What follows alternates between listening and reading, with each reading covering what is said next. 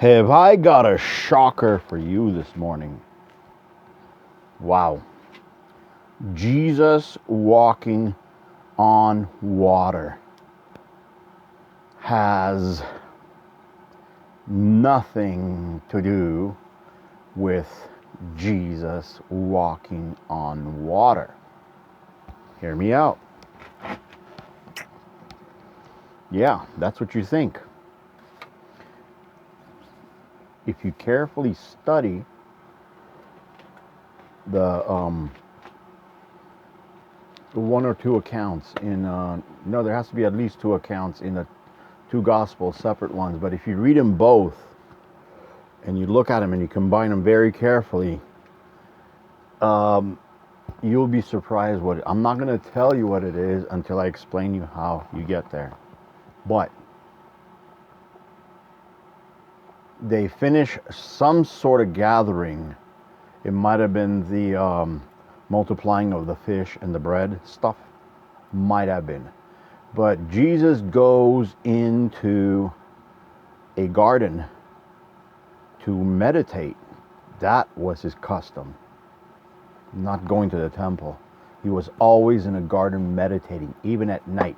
He was basically a homeless person because he spent his nights in gardens. So, and the garden means like the wilderness over there, because you're talking about Judea, deserts of Judea. It was no freaking London with freaking gardens, the opulent gardens around London. No, it was a desert. So he was basically a desert dweller, just like John the Baptist. They were eating some kind of fruit from the trees of the desert. The camels, or whatever they called them. Anywho, so okay, so Jesus was walking on water. No, he wasn't. So he went to the garden to meditate. Now he told his disciples that you guys go ahead, start rowing, put up your sails, and head on out over the lake. And I'm going to meet you on the other side. That's what he tells them, because he was going to go meditate over here in his garden, because that's what he was accustomed. So the disciples were actually fiberglassed or flabbergasted, as some people know it, about the whole situation. It's like, what? Wait a minute. He came with us on the boat on the Lake of Galilee, or the Lake of Gennesaret, or the Dead Seas, or one of those lakes. Okay? So they go, he came with us, and he doesn't have any other boat that we know of. There's no limos for hire, boats for hire, like taxis, like Venice and crap. So they were very, very confused, but whatever, that's Jesus and his things. They, like, whatever, that's Jesus, How the hell do I know what he's saying? Anyways, so that's what happens. So they head on out. Now, it says something about the third watch of the night. It had to be at least around midnight. So these guys are in the middle of a lake. Now, I don't know if you've been to a lake at nighttime. I have. It's messed up. But, okay, so there's a lake.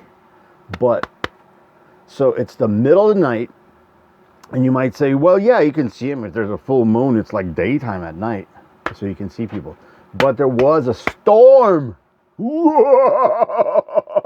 A storm. Because these guys apparently couldn't use their sails, because they didn't have like modern sails. So like if the wind was blowing this way, they'd put up a sheet, take it off their heads, put it on their thing, whoop, and then go across. And then if they were coming back with the wind, they would have to row, because they didn't know about aerodynamics, and that's why they didn't win any races back then with their stupid sailboats like we do today, because we know about aerodynamics. They didn't. So they're rowing against a storm. They're in the middle of the lake. So how the heck Number one, Jesus is a human, so he doesn't have X-ray vision, right? That's what you guys all preach, that he's human. So he sees them in the middle of the night in a storm. You can't see shit in a storm. You can't see shit in a storm at night across a lake. You can't. If these guys they're rowing, and they can't make any headway because they're in their storm. They're not at the shore. So somehow, Jesus uses remote viewing. Remote viewing. Keep that in mind. Remote viewing. Because there's other stuff.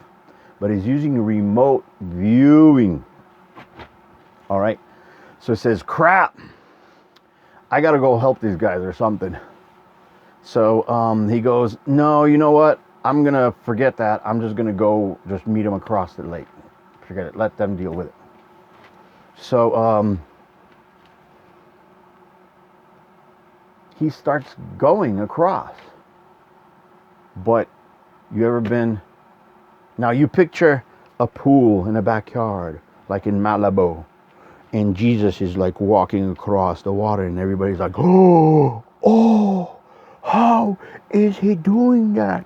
It must be a trick because there's water right there, but then there must be glass right under it. So it looks like there's water, so he's walking on the glass. Oh, that's what it is. And then somebody jumps right next to him, and they go in the water.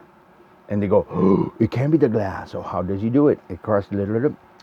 Okay, but you forgot the previous things what I just said. There was a storm because they were barely rowing. So I've been on Lake Mead outside of Las Vegas when it was like crap. I forget.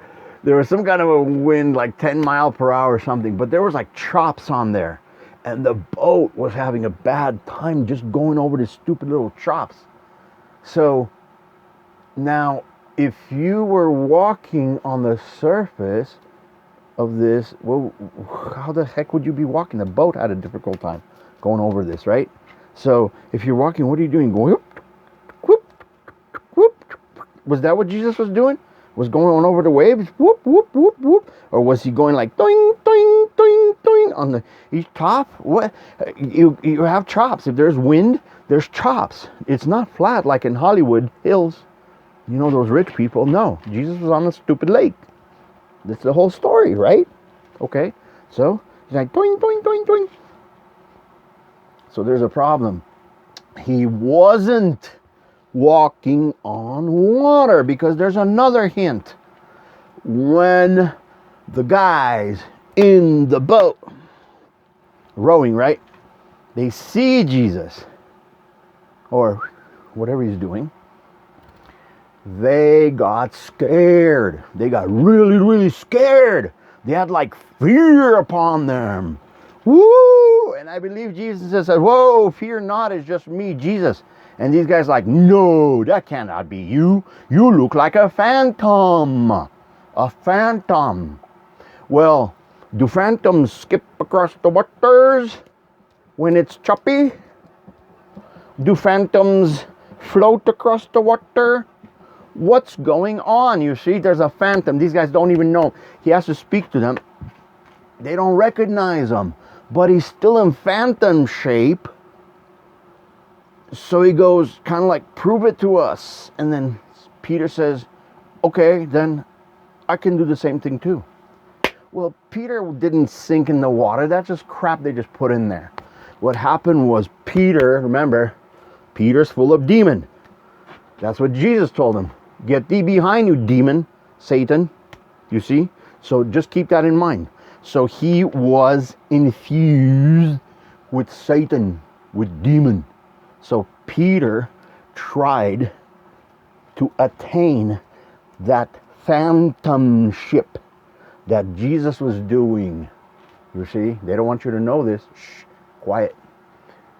So